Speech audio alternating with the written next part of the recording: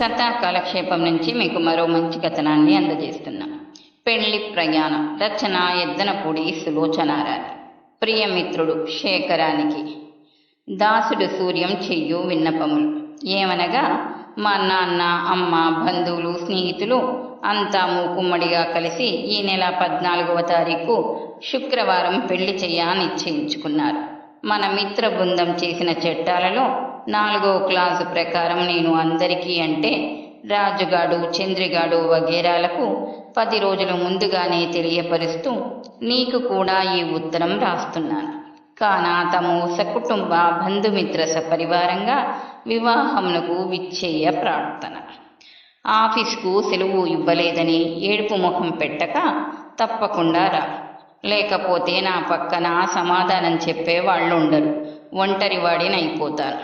పెళ్లి కూతురికి 25 మంది పైగా ప్రాణ స్నేహితులున్నారని, వారి ప్రభావం చాలా ఉంటుందని పారా హుషారంటూ వార్తలు వచ్చాయి.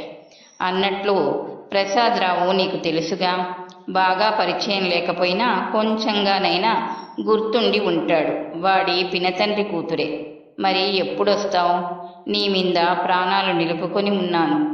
ఇట్లు పరాయివాడు కాబోతున్నా నీవాడు సూర్యం ప్రాణమిత్రుడు పరిణయం ఆడబోతున్నాడంటే శేఖరానికి సంతోషంతో పాటు విచారం కూడా ముంచుకొచ్చింది. సరిగ్గా ఇన్స్పెక్షన్ రోజులు. 1 రోజా 2 రోజుల 10 రోజులు ప్రాణం పోతుందన్నా సెలవు ఇవ్వరు. సెలవు అంటూ చెప్తే వింటూనే మండిపడతాడు ఆయన. అసలు పేరే హనుమంతరావు. ఏం చేయటం? సరిగ్గా వీడి పెళ్లి కూడా ఇప్పుడే రావాలి. పోనీ ఏ ప్రాణం పోయే జబ్బో వచ్చిందని వంక పెడితే, అబ్బే డాక్టర్ని తీసుకుని ఇంటికి రాడు, దొరికిన ఉద్యోగం అనుకోకుండా వచ్చింది, అందరూ అదృష్టవంతుడివి అంటూ ఎట్లా పొగిడారు. అయినా అతను పాతవాడు కూడా కాదాయే. చేరి 6 నెలలు నిండాయి, అంతేగా.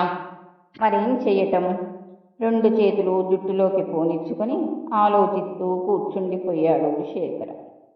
రాజు ఎవరితో చెప్పపెట్టకుండా వాళ్ళ నాన్నకి ఇష్టం లేని అమ్మాయిని రహస్యంగా రిజిస్టర్ మ్యారేజ్ చేసుకున్నాడు. చంద్రం పెళ్ళి పోట్లాటలతో అసలు ఆ ఊరి నుంచి బయటపడితే చాలురా భగవంతుడా అన్నట్లు అంతంత మాత్రంగా అయింది. ప్రభాకరం పెళ్ళి వాళ్ళ బామ చచ్చిపోతుంది అంటే ఆదరా బాదరా అయింది. ఇక ఎటొచ్చి సూర్యం పెళ్ళేగా, శాస్త్ర నిదానంగా అవుతుంది. సూర్యం పెళ్లి కూడా అయితే ఇహ తను మిగులుతాడు. అయినా తన పెళ్లికి తనకేం సరదా ఉంటుంది? ఉన్న ఆ సరదా వేరు. ప్రతిసారి అంతా కలిసి ఎంతో సరదాగా పెళ్లి కొడుకు స్నేహితులు అంటూ ఎంతో హడావుడి చెయ్యాలని తను చిలిపి చేష్టాలతో ఆడపెళ్లి వారిని అట్టుడికించినట్లు ఉడికించాలని ఎన్నో ప్లాన్లు వేసుకోవటం, అవి మొదట్లోనే విడిసి కొట్టడం జరిగిపోతుంది. ఈసారి అలాగయ్యే సూచనలు కనిపించడం లేదని సంతోషిస్తుంటే మధ్య తనకి బెడద ఏమిటి? ప్రభాకరం లెక్చరర్, కావాల్సినన్ని సెలవు. చంద్రం ఆఫీసర్, ఎంతో మంచివాడు. ఇహ రాజు సంగతి చెప్పనే అక్కర్లేదు. వాడికి వాడే మేనేజర్. అందరికీ బాగానే ఉంది. అంతా ముందొస్తారు. ఈ తిప్పలన్నీ తనకే. ఏమైనా సరే అడగాలి. వెధవ ఉద్యోగం పోతే పోతుంది, ఇలాంటివి సవలక్ష. కానీ సూర్యం పెళ్లి జీవితంలో ఒక్కసారిగా వచ్చేది. దృఢ నిశ్చయం చేసుకున్నాడు శేఖరం. మర్నాడు ఆఫీస్లో 6 గంటలు దాటినా అంతా వెళ్ళిపోయినా ఏవో కాగితాలు చూస్తున్న నేపంతో ఉండిపోయాడు శేఖరం. అంతా పూర్తిగా వెళ్ళిపోయారు అని తెలుసుకున్న తర్వాత కాగితాలు డ్రాయర్లో తోసి నిలబడ్డాడు. కాలర్ సవరించుకొని ఆయన ముందు ఎలా నిలబడాలో, ఏ విధంగా తను వచ్చిన పని చెప్పాలో, ఇన్స్పెక్షన్ రోజుల్లో సెలవేమిటయ్యా అని తిట్టుతుంటే సహించి మొహం ఎంత ప్రశాంతంగా పెట్టాలో అన్నీ మళ్ళీ ఓసారి సీరియల్ వారిగా రిహార్సల్ వేసుకొని నెమ్మదిగా ఆ సారుగారి గది తలుపు తోశాడు. శివ, ఈ మంజులాదేవి కూడా ఇక్కడే ఉండాలి. అడుగులోనే అంశపాదమా? ఆయన అడుగు ముందుకు వేసిన తర్వాత వెనక్కు తీయడం తన బోటి తీరులకు తగదు. టీవీగానే లోపలికి నడిచాడు శేఖరం.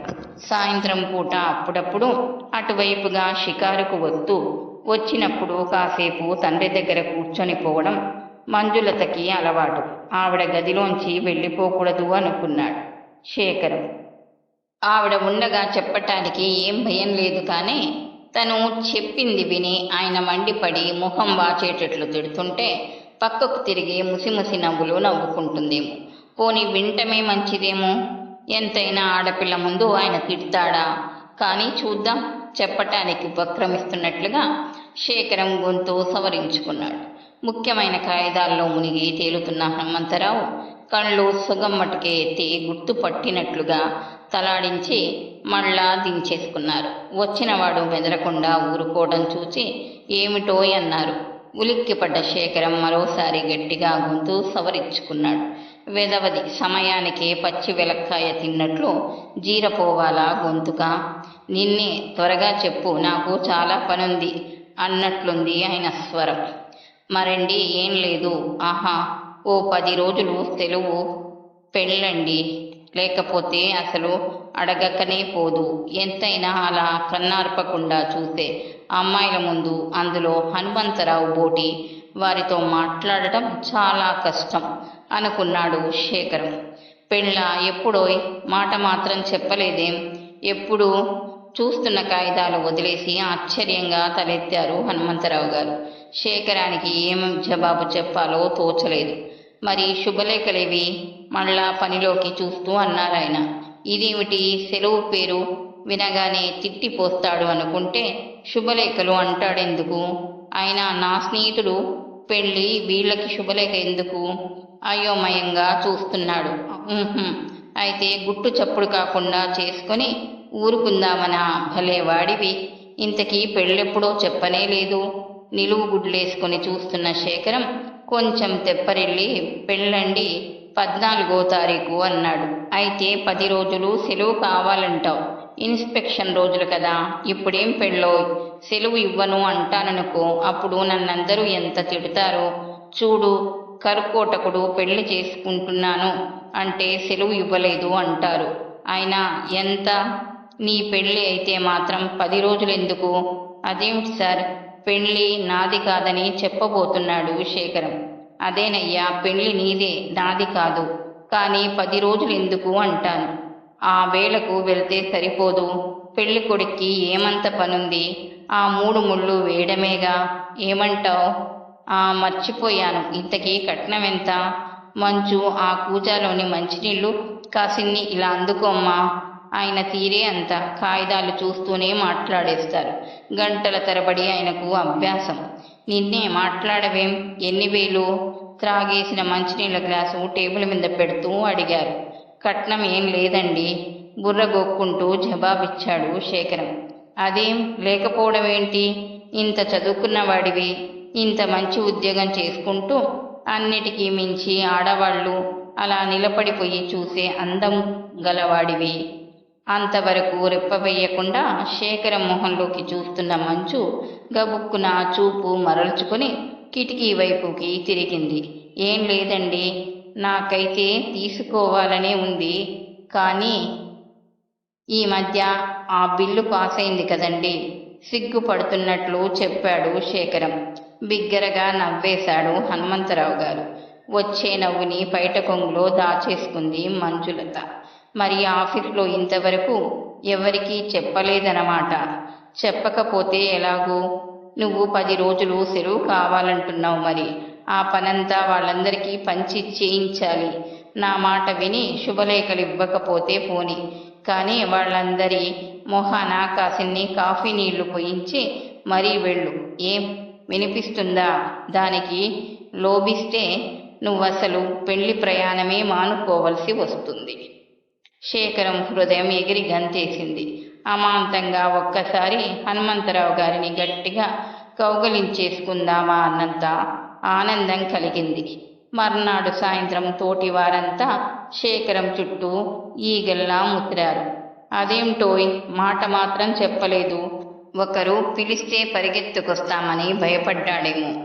మరొకరు, ఎంత వెర్రివాడివి, నువ్వు పిలిస్తే మటుకు రమ్మనమని మా ఎత్తు ధనం పోస్తే మటుకు మాకు సెలవు దొరుకుతుందా? ఏం వస్తామా? ఈ ఆఫీస్లో ఈ రోజుల్లో ఇద్దరికే సెలవులు దొరికేది. ఒకటి పెళ్లి చేసుకోబోతున్నా నీలాంటి వాడికి, రెండు పరమేశులాగా ఈ లోకం మీద విసిగి వైకుంఠ యాత్ర కట్టిన వాళ్ళకి. అయినా దాచుకుంటే ఇదేమైనా దాగేది అనుకున్నావా? రేపు భార్యను తెచ్చుకుంటే ఇండ్లు కోసమైనా చెప్పవు. అయితే మన గురువయ్య హోటల్కి ఒక ఖాతా తగ్గిపోతుందన్నమాట. ఇంతకీ పెళ్ళాన్నెప్పుడు తెచ్చుకుంటావు బాబు? ఇలాంటి ప్రశ్నలతో ఉక్కిరి బిక్కిరి అయిన శేఖరానికి సమాధానాలు చెప్పలేక నానా అవస్థ అయింది. ఎంత లేదన్నా టీ పార్టీ పేరు మీద 25 చిలుకే వదిలాయి శేఖరానికి. ఏం చేస్తాడు? ఆపద సమయంలో ఆపద్బాంధవుడిలా దొరికిన మార్గం. కాదంటే అసలు ప్రయాణమే మానుకోవలసి వస్తుంది. పోతే పోయింది, వెధవ డబ్బు అవసరానికి కావాలని తీసుకొని ఎంతమంది ఎగ్గొట్టలేదు. అందులో ఇదొక్కటి. ముగ్గురు నలుగురు మాత్రం ఊరికి వస్తే బాగుండదని ఏవో తోచిన బహుమానాలు పట్టుకొచ్చారు. అబ్బే, ఇప్పుడెందుకు అవన్నీ? ఈ రోజుల్లో పీటల మీద పెళ్లిళ్ళు ఎన్నో తప్పిపోతున్నాయి. 3 ముళ్లల్లో 2 ముళ్ళు పడినా నమ్మకం లేదు. అతను భార్యా సమేతంగా వచ్చి గృహప్రవేశం అవుతాడుగా, అప్పుడు గాని అన్నాడో మాటకారి. ఉప్మా చాలా బాగుంది అని మరోసారి పెట్టించుకుంటూ. పీటల మీద పెళ్లిళ్ళు జరిగేదాకా నమ్మకం లేదన్న మహానుభావుడివి మరి పార్టీకి రావటం మానేయకపోయావు. అప్పుడే పుచ్చుకున్న వాడివిగా, పైగా బాగుంది అంటూ అడిగి మరీ తింటున్నావే అన్నాడు ఎప్పుడూ మాటకారి మాటల్ని ఖండించే అలవాటు గల వ్యతిరేకవాది. అయినా అతను శుభమా అని పెళ్లికెళ్తూ మనకు పలహారాలు పెట్టిస్తుంటే ఏమిటా మాటలు?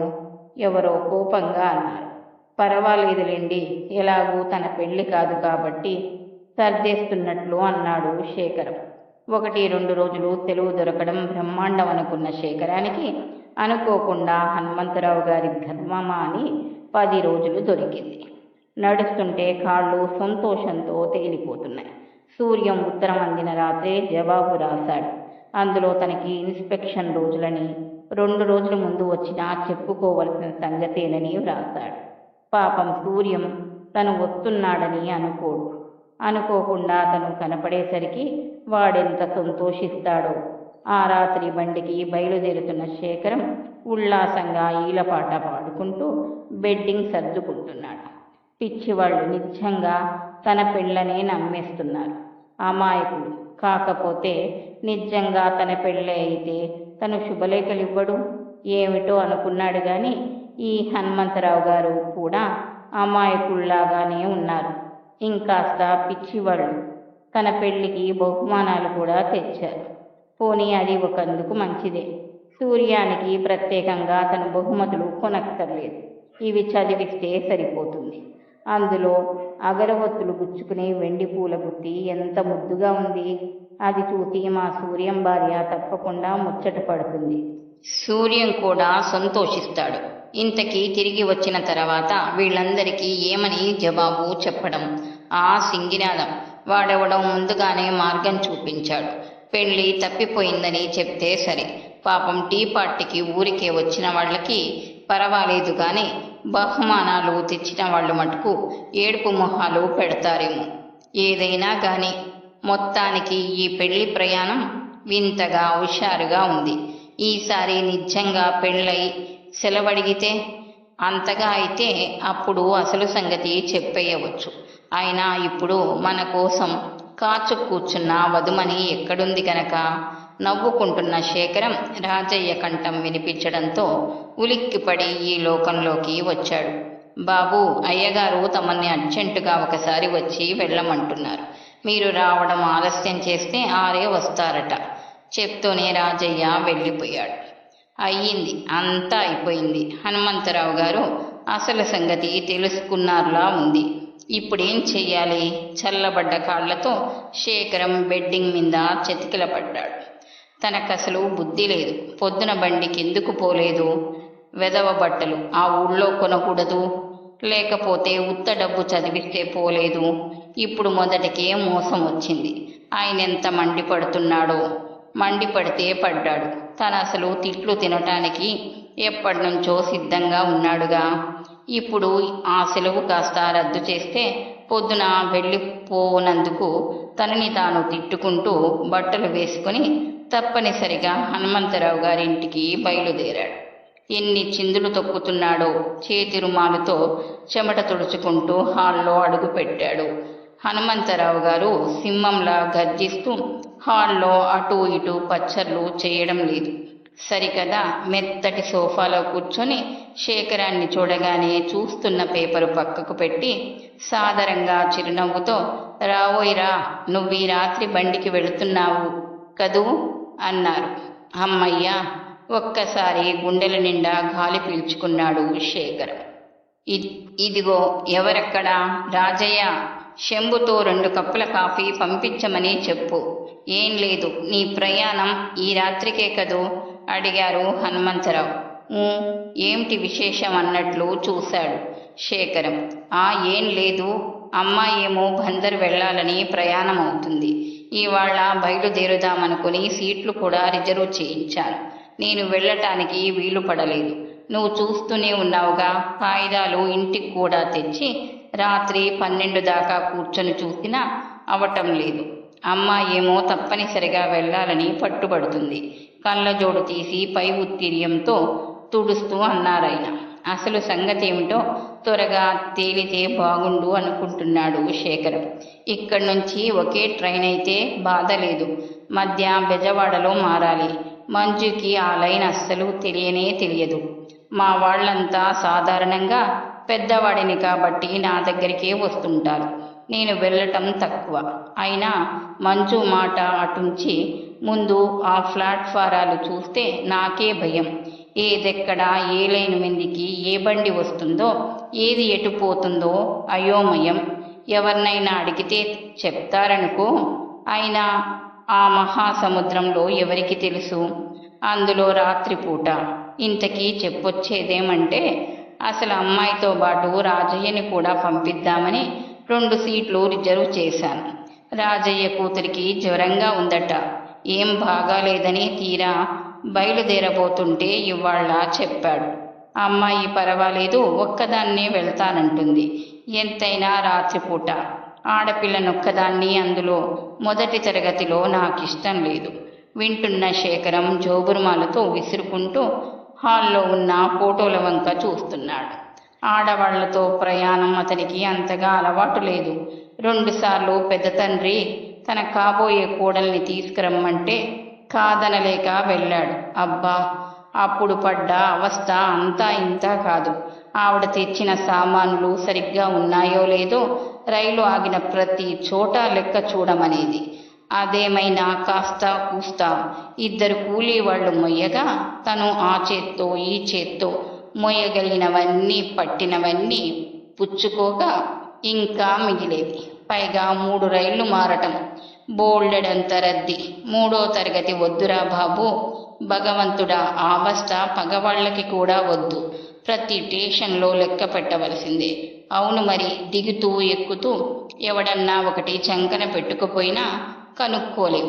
ప్రతిసారి తను సామాన్లు లెక్క పెట్టుకోవడం చూచి పెట్టెలో వాళ్ళు ఒకటే నవ్వు. అయినా మంజు చదువుకున్న పిల్ల.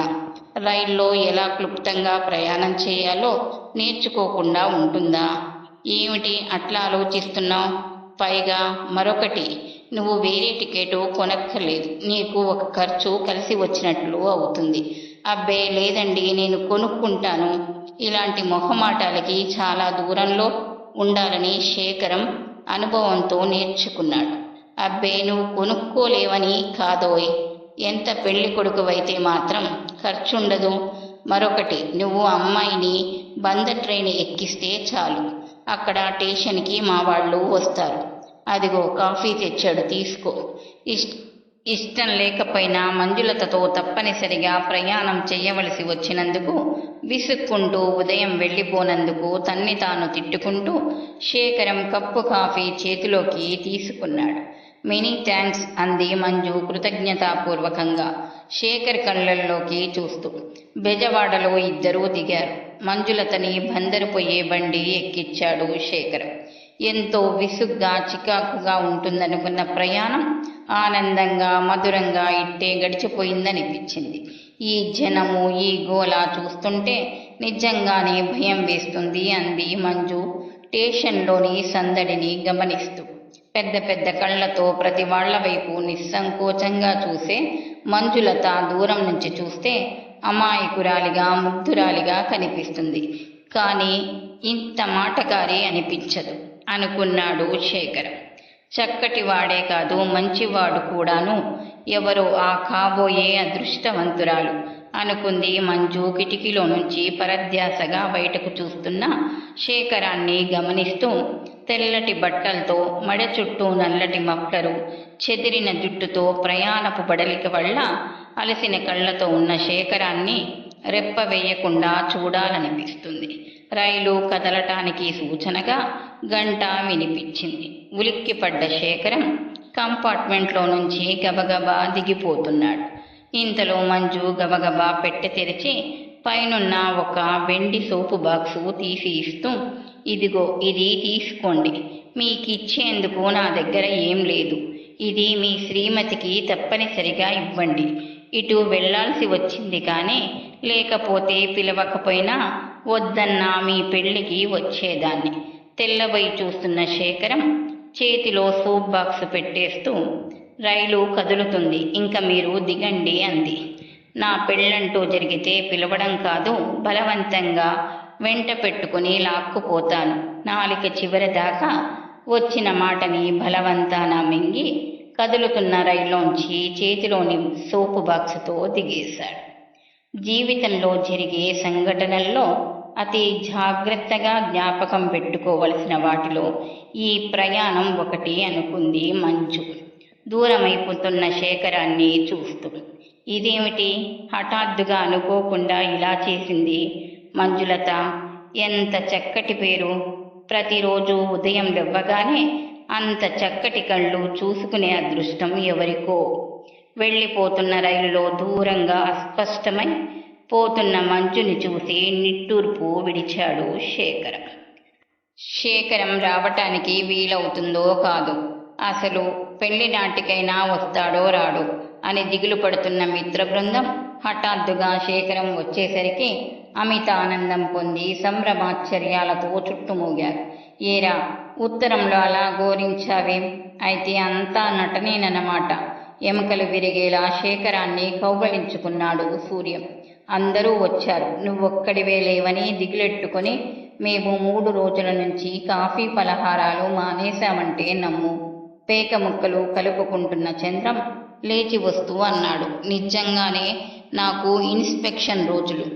మా ఆఫీస్లో ఎవ్వరికీ చచ్చే తీరుబడి కూడా లేదంటే నమ్మండి, కానీ నేను ప్లాన్ వేసి మోసం చేసి పారిపోయి వచ్చాను టీవీగా అన్నాడు శేఖరం. ఏమిటేమిటి అంతా చుట్టుమూగారు. శేఖరం జరిగినదంతా చెప్పి, కావాలంటే చూడండి అంటూ పెట్టెలో నుంచి బహుమానాలు తీసి చూపాడు. ఎలాగైనా మెరికెలాంటి వాడివి సుమా అన్నాడు భాస్కరం. రేపు నిజంగా పెళ్లి అవ్వాలి, అబ్బాయి గారి రోగం కుదురుతుంది నవ్వుతూ అన్నాడు సూర్యం. శేఖరం కథ విన్న బామ్మగారి పోటీ వాళ్ళు ముసిముసి నవ్వులు నవ్వుకున్నారు. సూర్యం పెళ్లి కాదురోయ్, శేఖరం పెళ్లి. స్నేహితులు వేళాకోలం పట్టించారు. ఔరా పిదపకాలం పిదప బుద్ధులును. కొంతమంది ముక్కు మీద వేళ్లుంచుకున్నారు. కాలం బాగాలేదు, పిల్లలు మరీ బరి తెగించిపోతున్నారు. వేదాంతులు కళ్ళు మూసుకున్నారు. ఏదైనా శేఖరం కోరికలు ఫలించాయి.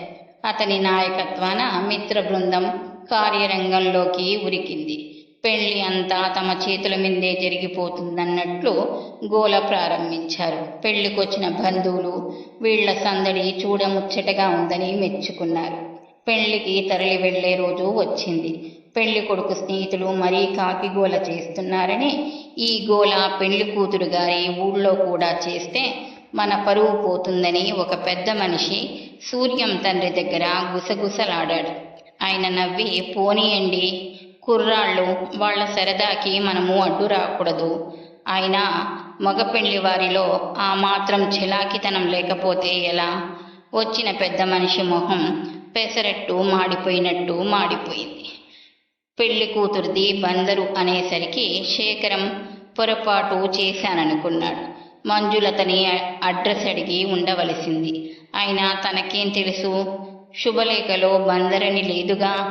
ఇదే సూర్యాన్నడిగితే అతను జవాబు ఇలా ఇచ్చాడు. అది మరీ పల్లెటూరురా, రాకపోకలకి సౌకర్యం లేదు. అందుకని నాన్నగారు బందర్లో చెయ్యమన్నారు. పెళ్లి రేపనగా ముందు రోజు రాత్రి అంతా బందర్ చేరుకున్నారు. పెళ్లి కొడుకు కంటే, బంధువుల కంటే, అసలు వియ్యాల వారి కంటే మధ్య ఈ పెళ్లి కొడుకు స్నేహితులకి మర్యాదలు చాలడం లేదు. చచ్చిపోతున్నాం పరుగు పెట్టలేక. బిగ్గరగానే విసుక్కున్నారు. శేఖరం వాళ్ళు ఆ నసుగుడు విన్నారు. వినాలనే వాళ్ళన్నారు. తాము వినాలని వాళ్ళు అన్నారు కాబట్టి శేఖరం వాళ్ళు నవ్వి ఊరుకున్నారు. పెళ్లి కొడుకు పక్క అబ్బాయిలెలా తక్కువలేరో పెళ్లి కూతురు పక్క అమ్మాయిలకి కూడా లోటు లేదు. పెళ్లి పెద్దయిన ప్రసాద్ సూర్యానికి ముఖ్య స్నేహితుడు. అటు కూడా చుట్టరికం లభించినందుకు పెళ్లి కొడుకు స్నేహితులు పొంగిపోతూ భుజాలు ఎగరేశారు. వీళ్ళని చూస్తున్న అమ్మాయిల బృందం మూతులు ముక్కులు 3 వంకర్లు తిప్పింది. ఉదయం 10 గంటలకి లగ్నం అయిపోయింది. పురోహితుడు సూర్యాన్ని భార్యని కూర్చోబెట్టి ఇంకా ఏమిటో చేయిస్తున్నాడు. అగ్నిహోత్రం ముందు కూర్చున్న వధువర్లకి చెమటలు కారిపోతున్నాయి. ఇది గమనించిన ఒక స్నేహితురాలు ఒక విసనకర్ర తీసుకొచ్చి పెళ్లి కూతురికి మాత్రం తగిలేటట్లుగా విసరసాగింది. సూర్యం నిస్సహాయంగా తన స్నేహితుల వైపు చూచాడు. ప్రభాకరం చటుక్కున లేచి పక్కనున్న ఓ పెద్ద మనిషిపై మీంది ఉత్తరీయం లాక్కొచ్చి సూర్యానికి విసరటం మొదలుపెట్టాడు. మొదట అంతా తెల్లబోయినా అసలు సంగతి గ్రహించి ప్రభాకరాన్ని, ఆ అమ్మాయిని ఇద్దరిని వెనక్కు రమ్మనమని మరో మనిషి చేత ఇద్దరికి గాలి వచ్చేటట్లు విసిరించారు. పెళ్లంతా సూర్యం కోరికపై రీలుగా ఫోటో తీస్తున్నాడు శేఖరం. ఇంతలో పెళ్లి కొడుకు స్నేహితులకి ఆకలి అవుతుందంట. అర్జెంటుగా ఉన్న పలంగా కాఫీ టిఫిన్లు కావాలట అని విడిది నుంచి కబురొచ్చింది. ఇప్పుడేం కాఫీలు, భోజనాలకి లేవబోతుంటే ఎవరో బుగ్గన వేలించుకున్నారు. మగ పెళ్లివారు కదటమ్మా సానతనాలు. తాటాకు విసనకరతో గబగబా విసురుకుంటున్న ఒక స్థూలకాయం చెమట తుడుచుకుంటూ అంది. అంతవరకు వధువర్ల దగ్గర కూర్చొని చూస్తున్న పెళ్లి కూతురు తండ్రి లేచి ఓ గది వైపుగా వెళ్ళి అమ్మాయి మంజు అని పిలిచారు. ఒక్కసారి తీసిన ఫోటోని మరో కోణంలోంచి తీస్తున్న శేఖరం ఉలిక్కిపడి అటు తిరిగాడు. అప్పటికి ఆయన వెంటనే కాఫీ ఉప్మా పంపించమని చెప్పేసి తిరిగి వచ్చి యథాస్థానంలో కూర్చున్నారు. బహుశా ఆ గదికి లోపల ద్వారం ఉందేమో. ఆ మంజులతాదేవి ఎవరో ఇటు మటుకు రాలేదు. శేఖరం మళ్ళా కెమెరా సరిచూసుకునే గొడవలో పడిపోయాడు. అన్యాయం, ఇంతకంటే అవమానం ఇంకోటి లేదు. ఇంత పరాభవానికి ప్రతీకారం చెయ్యకుండా ఎలా ఊరుకునేది? భోజనాలైన తర్వాత అందరూ విడిదికి తిరిగి విచ్చేసి పేకాట ముందు కూర్చోబోతుండగా చంద్రం గుండెలు బాదుకున్నాడు. ఇంతవరకు బాగానే ఉంది. ఇంతకు ముందే నింపాదిగా సలక్షణంగా భోంచేసిన వీడికి ఇంతలోనే ఏమైంది అన్నట్లు చూశాడు సూర్యం. ఏమిట్రా ఏమైంది? ఎవరైనా అమ్మాయి నువ్వు అడిగింది వడ్డించలేదా? పేక ముక్కలు కలుపుతూ అన్నాడు శేఖరం. అది కాదురా, ఇందాక నిజంగానే అవమానం జరిగింది. మేమంతా కాఫీలు టిఫిన్లు కావాలని కబురెట్టాం. అప్పుడేమైంది? పంపించారుగా అన్నాడు శేఖరం. పంపించారులే మహాబాగా. ప్రభాకరం చేతులు తిప్పాడు. ఏమైంది? అసలు సంగతి చెప్పండి మరి అన్నాడు శేఖరం. తనే బృందానికి నాయకుడు కాబట్టి నిజంగా అలాంటి అవమానం ఏదైనా జరిగితే తప్పకుండా ప్రతీకారం చెయ్యాల్సిందే. ఏముందిరా, అడిగిన అరగంటకి కాఫీ ఉప్మా పంపించారు కానీ కాఫీలో పంచదార లేదు. పైగా ఏంటో ఉప్పుగా ఉంది. ఉప్మాలో ఉప్పు లేదు. పైగా ఆ పట్టుకొచ్చిన వాళ్ళల్లో ఒక అమ్మాయి మర్చిపోయారేమో, అయినా నిజంగా ఆకలుంటే అసలు రుచెందుకు అన్నది. ఒళ్ళు మండిపోయిందంటే నమ్ము. పైగా ఫోన్లేండి మళ్ళీ మంచివి చేయించుకొస్తామంటూ వెళ్ళింది. మళ్ళా ఆయువు లేదు. ఈలోగా భోంచేశాం. మర్చిపోయారేమో నిజంగానే నవ్వుతూ అన్నాడు సూర్యం. చూడు అప్పుడే 3 ముళ్ళు పడి 3 గంటలు కూడా కాలేదు, ఎలా వెనక వేసుకొస్తున్నాడు వెంకట్రావు కన్ను గీటాడు. అయితే వాళ్ళు తెస్తే వెర్రి మొహల్లాగా మాకు ఈ కాఫీ బాగాలేదు, మళ్ళా తేండి అని వాళ్ళని బ్రతిమిలాడుకున్నారన్నమాట. ఇంకా పైగా మళ్ళీ కనిపించలేదంటారేం? బాగా తెలివిగల వాళ్ళు. మరేం చేయమంటావురా? ఏడుపు మొహం పెట్టాడు ప్రభాకరం. అసలు చెప్పకుండా ఉంటే బాగుండేదేమో అనుకుంటూ. ఏడవమంటాను. ఆ మాత్రం తెలవదట్రా? కాఫీలో పంచదార, ఉప్మాలో ఉప్పు రెండూ ఒక్కసారి ఎందుకు మర్చిపోయారని ఆ మాత్రం గ్రహించలేకపోయారన్నమాట. వాళ్ళు కావాలని మర్చిపోయారని స్పష్టంగా కనిపిస్తుంటే ఎప్పుడైతే మీకు అనుమానం తగిలిందో వెంటనే అబ్బే ఎందుకండి ఇప్పుడే భోజనాలకి లేవబోతున్నాం అనే సంగతి మాకు తెలియక కబురు పంపాం. వద్దండి, మీ వాళ్ళకి ఎవరికైనా పెట్టండి అంటే బాగుండేది. శేఖరం తెలివికి అంతా మెచ్చుకున్నారు. ఆ సమయంలో అతనే అక్కడుంటే ఎంత బాగుండేది అనుకున్నారంతా. పసందైన పేకాటలో 3 గంటలు ఇట్టే అయిపోయింది. పెళ్లి కొడుకు స్నేహితులు పేకాట చాలించి కబుర్లో పడ్డారు. ఆడవాళ్ళు అప్పుడే మొహాలు కడిగి మళ్ళా ముస్తాబవుతున్నారు. ఈ పెళ్లికి శేఖరం ఎలా వచ్చాడో, ఏ విధంగా ఆఫీసర్కి మస్కా కొట్టాడో అందరికీ చెప్తున్నాడు ప్రభాకరం. అవిగో పలహారాలు వచ్చేశాయి అన్నాడు చంద్రం. ఆగరా వెదవ గొడవ నువ్వును, అవి మన కోసమేగా తెచ్చింది, మళ్ళీ పట్టుకపోరులే. ఎవరో విసుక్కున్నారు. చెప్పేది తన విషయం అవటం వల్ల అంతా మధ్య మధ్య నవ్వుతూ శేఖరం వైపు చూస్తున్నారు. ఇంత కథకు కథానాయకుడిని నేనే కదా అని శేఖరం కాలర్ సవరించుకొని నిటారుగా కూర్చోబోయాడు. హఠాత్తుగా అతని దృష్టి అక్కడికి కొద్ది దూరంలో ఆడవాళ్ల మధ్య ఒక స్తంభాన్ని ఆనుకొని ప్రభాకరం చెప్పే కథ వింటూ కన్నార్పకుండా చూస్తున్న ఓ అమ్మాయి మీద పడింది. అతని కళ్ళు చెదిరినట్లయింది. ఎవరా అమ్మాయి? ఇంకెవరు? మంజులతే. నిజమేనా? కళ్ళు ఒక్కసారి గట్టిగా మూసుకొని మళ్ళా తెరిచి చూచాడు. ముచ్చటైన పెదాలతో ప్రభాకరం చెప్పేది వినసొంపుగా ఉండడం వల్ల కాబోలు చాలామంది వింటున్నారు. శేఖరం ముఖంలోకి వెచ్చటి ఆవిరి వచ్చింది. అసలు ఈ పెళ్లికి తను వచ్చాడా? ఎక్కడైనా కూర్చొని కలగంటున్నాడా? అంతా అయోమయంగా అనిపించసాగింది. ఆడపెళ్లి వారిలో పెద్ద పెద్ద కళ్ళు గల ఒక చక్కటి అమ్మాయి స్తంభాన్ని ఆనుకొని రెప్ప వార్చకుండా తన వైపు చూస్తూ చెవులు నిక్కబొడుచుకొని తను చెప్పేది వింటుందని గ్రహించిన ప్రభాకరం ఇంకా పొంగిపోయి ఉన్నవి లేనివి కలిపి మరింత జోరుగా చెప్తున్నాడు. వెదవ గొంతు వీడును. కాస్త నెమ్మదిగానైనా చెప్పడేం? మైకు లేకపోయినా 3 మైళ్ళు వినిపిస్తుంది. ఇప్పుడు తను వద్దంటే అంతా తన వైపు చూస్తారు. మంజులత కూడా చూస్తుంది. అప్పుడు తను ఎందుకు వద్దన్నాడో అర్థం చేసుకుంటుంది. పోని ఊరుకుందామా అంటే వీడు లేనిపోని విషయాలు కూడా కలిపి చెప్తున్నాడే. శేఖరానికి చాప కింద పెద్ద పెద్ద ముళ్ళున్నట్లు, చిన్న చిన్న జర్రి పిల్లలు షెట్లో పలికి పోతున్నట్లు అనిపించింది. వెదవది చాప కింద నుంచి ప్రభాకరం గాడిని ఓ తేలైనా కుట్టితే బాగుండును. ఇంతోటి కథకి అందరూ తన వైపు చూడడం కూడాను. నవ్వకపోతే బాగుండదు.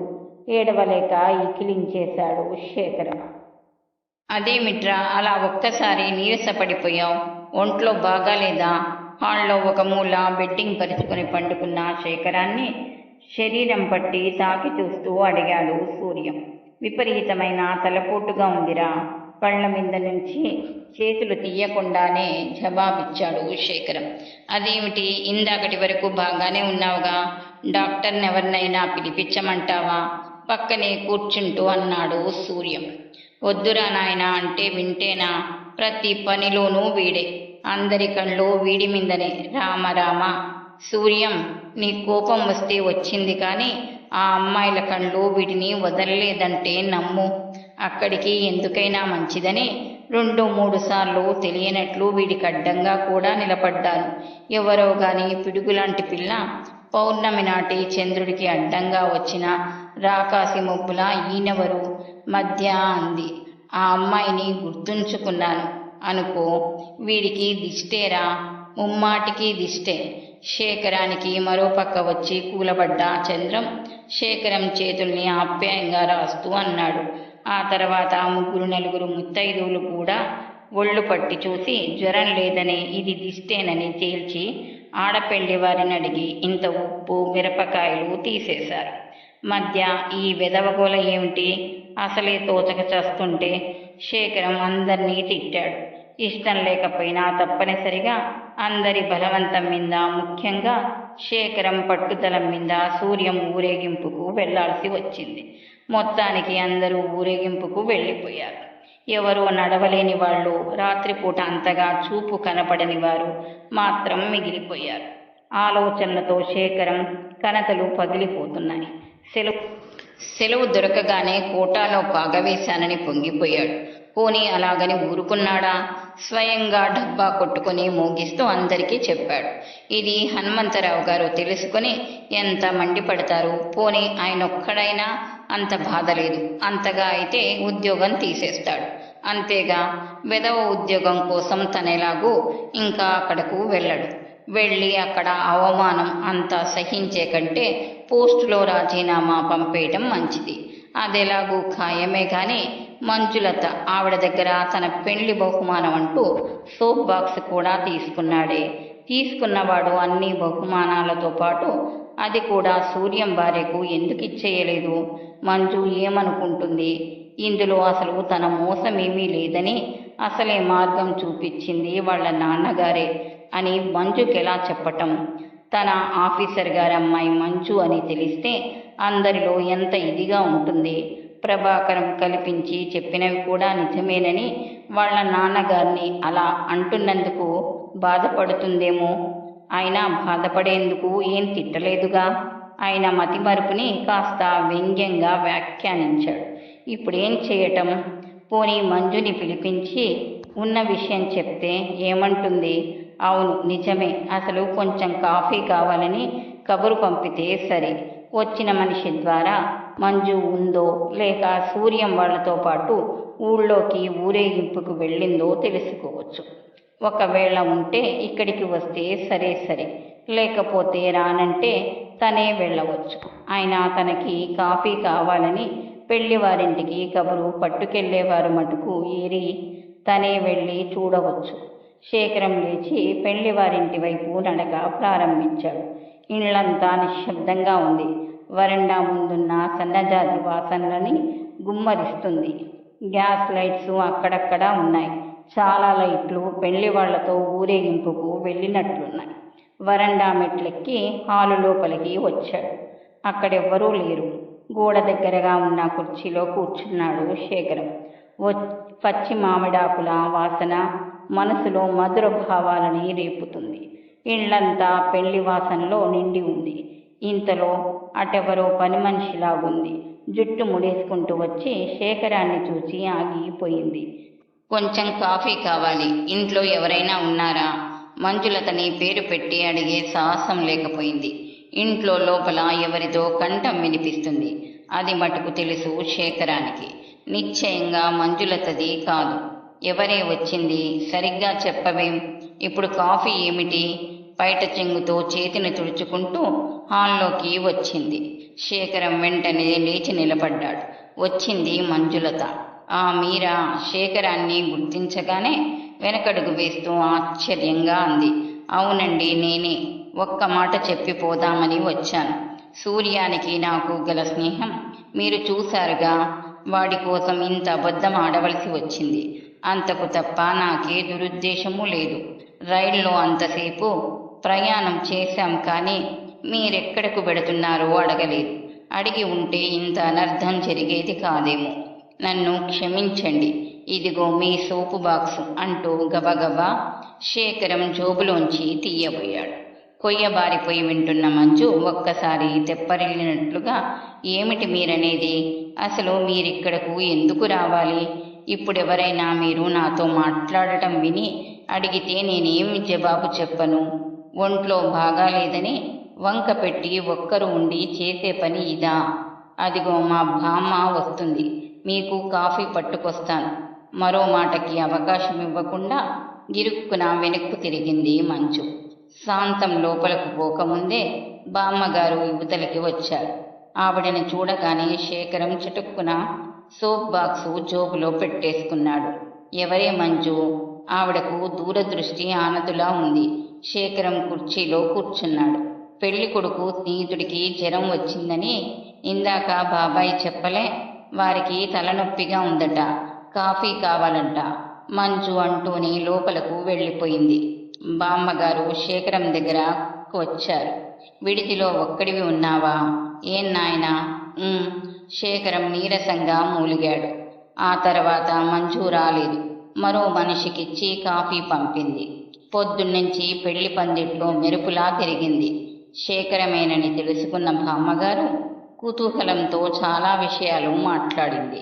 పెళ్ళైపోయింది. 3 నిద్రలు అక్కడ ఇక్కడ కూడా అయిపోయినాయి.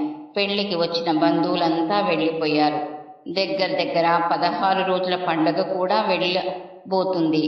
పెళ్ళైన తర్వాత ఒక్క క్షణం కూడా ఉండనన్న శేఖరం మెదలకుండా ఊరుకోవడం, ఎప్పుడూ సరదాగా తిరుగుతూ తను నవ్వి ఎదుటి వాళ్ళని నవ్విస్తుండే మనిషి పరధ్యాసగా ఏదో విధంగా ఉండటం సూర్యానికి అవమానం వేసింది. ఒకరోజు మధ్యాహ్నం కాఫీలు తాగుతుండగా సూర్యం అడిగాడు, ఆఫీస్లో ఎన్ని రోజులు సెలవు పెట్టావురా అని. మీకు కష్టంగా ఉందా? అయితే చెప్పు, ఈ సాయంత్రమే వెళ్ళిపోతాను. స్నేహితుడు అలవాటు చొప్పున నవ్వుతూ అంటున్నాడనుకుని తను కూడా నవ్వుతూ తలెత్తిన సూర్యం తెల్లబోయాడు. శేఖరం తాగుతున్న కాఫీ కప్పు సగంలోనే కింద పెట్టేశాడు. మొహం చాలా సీరియస్గా ఉంది. అదేమిటి ఆ కళ్ళు అలా ఉన్నాయి? సూర్యం లేచి శేఖరం పక్కకు వచ్చి కూర్చున్నాడు. అదేమిట్రా అలా అంటావు? నువ్వు ఉండడం నాకు కష్టం అవుతుందా? నువ్వేనా అనేది ఆ మాట? ఎన్ని రోజులు సెలవు పెట్టావో చెప్పమంటే అంత కోపం దేనికి? అయినా ఊరికే ఉన్నావన్న మాటే గాని అదోలా ఉన్నావెందుకని? నిన్న రామకృష్ణ దగ్గరికి ఎందుకు వెళ్ళావు? అతని ఆఫీస్లో ఏవో ఖాళీలున్నాయంటే వెళ్ళాను. శేఖరం చెప్పేదేమిటో సూర్యానికి అర్థం కావటం లేదు. ఏమిట్రా నువ్వనేది? ఎంతో బలవంతం మీద లాలించగా ప్రేమతో కోప్పడగా చివరకు శేఖరం జరిగిందంతా చెప్పాడు. దానికి నువ్వింత అవమానపడటం దేనికి? మన చంద్రం ఉన్నాడుగా, అతన్ని తీసుకువెళ్ళు. కాదంటే నేను వస్తాను. లేదు ఇంకెందుకు, రిజైన్ చేసి అప్పుడే వారం రోజులవుతుంది. ఈ పాటికి ఇంకెవరికైనా ఇచ్చేయటం కూడా జరిగిపోయి ఉంటుంది. సూర్యం చేతులతో తల పట్టుకుని కూర్చున్నాడు. అతనికి ఏం చెయ్యాలో తోచటం లేదు. చివరికి కోపంగా లేస్తూ, అసలు పెళ్లికి రాకపోయి ఉంటే ఏమయ్యేది? దీనికోసం బంగారం లాంటి ఉద్యోగం పోగొట్టుకున్నావా? పోనీ రిజైన్ చేసే ముందు నాకు చెప్పావా? నేను చంద్రంతో ఏదైనా మాట్లాడేవాణ్ణిగా. చీచి, మొదట్నుంచి ఆ తత్వమే అంత. ఎవరైనా వింటే మధ్యాహ్నం తిట్టిపోయరు. లేచి బట్టలు వేసుకో. ఎందుకు? ఎప్పుడూ లేనిది సూర్యం తనంటే కోప్పడటం చూచి తెల్లబోతూ అడిగాడు శేఖర్. నన్ను తీసుకువెళ్ళి కృష్ణాలో గిరాటు వెద్దుగాని. సూర్యం కోపంగా వెళ్ళిపోయాడు. అలాగే కూర్చుండిపోయిన శేఖర్ దగ్గరికి సూర్యం మళ్ళీ తిరిగి వచ్చాడు. లేవరా నాయనా, 5:30 అయింది. బందరికి ఇప్పుడు రైలు ఉంది. లేకపోతే బస్సులో పోదాం. వెళ్ళి చంద్రాన్ని అవసరమైతే కాళ్ళు పట్టుకొని వాళ్ళ పెద్దనాన్నగారికి ఉత్తరం రాయమందాం. నా కోసం నువ్వు శేఖరం మాట పూర్తి చెయ్యలేదు. మధ్యలోనే ఆఫ్ చేస్తూ, ఇంకా చచ్చినా నీ మాట ఒక్కటి కూడా వినను. పద, వెళ్ళి 10 నిమిషాలు తయారయ్యిరా. Telegram sir. వాకిట్లోంచి పోస్ట్ మ్యాన్ కేక వినిపించడంతో ఇద్దరూ లేచి బయటకొచ్చారు. కే శేఖరం గారు ఎవరండి? కేర్ ఆఫ్ మీ అడ్రస్కి వచ్చింది. శేఖరం ఇతనే. సూర్యం టెలిగ్రామ్ అందుకొని చించాడు. సూర్యం భుజాల మీద నుంచి శేఖరం చూస్తున్నాడు.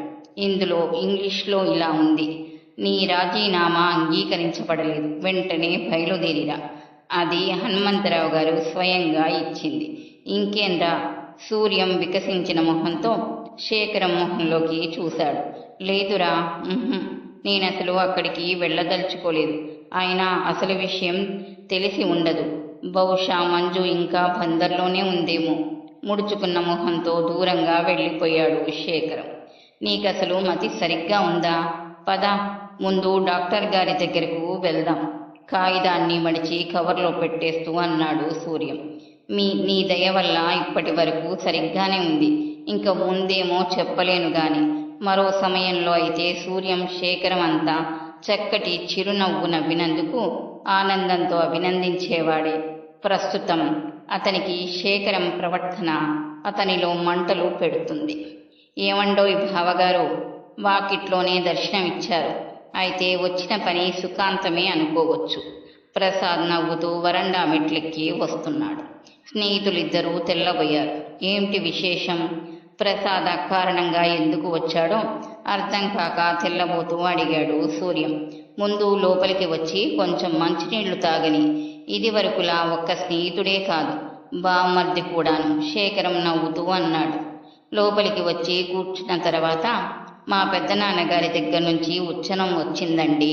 ఉదయమే వద్దామనుకుంటే తీరుబడి లేదు. జోబులోంచి ఉత్తరం తీసి ఇస్తూ అన్నాడు ప్రసాద్. ఉత్తరం అందుకున్న సూర్యం ఒకసారి శేఖరం మొహంలోకి చూసి చదువుకోవటం మొదలుపెట్టాడు. అసలు ప్రసాద్ పెద్దనాన్నెవరో తనకు తెలియనట్లు ముఖం పెట్టి అదేదో వాళ్ల వ్యవహారంగా శేఖరం గోడకున్న ఫోటోలకేసి చూడసాగాడు. మొత్తానికి మావాడు ఈ పెళ్లి ప్రయాణంలో నక్కను తొక్కి బయలుదేరాడనమాట. ఉత్తరాన్ని శేఖర్కిస్తూ నవ్వుతూ అన్నాడు సూర్యం. తనకివ్వబడిన ఉత్తరాన్ని యాంత్రికంగా చదువుకున్నాడు శేఖర్. చదువుతుంటే క్రమంగా అతని మొహంలో భావాలు మారడం మొదలుపెట్టాయి. చిరంజీవి ప్రసాద్, నువ్వు వ్రాసిన ఉత్తరం, మంజు వ్రాసిన ఉత్తరం రెండూ అందినాయి. శేఖరం పెళ్లి ప్రయాణంలో ఇంత గొడవ ఉందని నాకు తెలియదు. మొన్న అతని దగ్గర నుంచి హఠాత్తుగా రాజీనామా వస్తే ఆశ్చర్యపోయాను. ఎంత ఆలోచించినా కారణం తెలియదు. మంజు ఉత్తరం చూశాక గాని అసలు విషయం పూర్తిగా అర్థం కాలేదు. పోనీ పొరపాటున నేను ఏదో అన్నాననుకో, దాన్నతడు సర్దివేయకూడదు. అయినా అంతా మన మంచికే అన్నట్లు ఆనాడు నేను ఈ పొరపాటు చేయకపోతే శేఖర్ ఈ నాటకం ఆడేవాడు కాదు. ఇంతకీ అన్నిటికంటే నేను ఆనందిస్తున్న విషయం శేఖర్ పట్ల మా అమ్మాయికి గల అభిమానం. ఉత్తరం జాగ్రత్తగా ఉంచాను. నువ్వు వచ్చినప్పుడు చూపిస్తాను. అమ్మ ఏమంటుంది? శేఖరానికి మంజుకి జోడు బాగుంటుందా? ఇది నీ సలహాయే అనుకుంటున్నాను. ఏమిటి? ఈ మధ్య చెల్లెళ్ళిద్దరికీ పెళ్లి చేసేయాలని కంకణం కట్టుకున్నావేమిటి? అతడు నాకు బాగానే తెలుసు.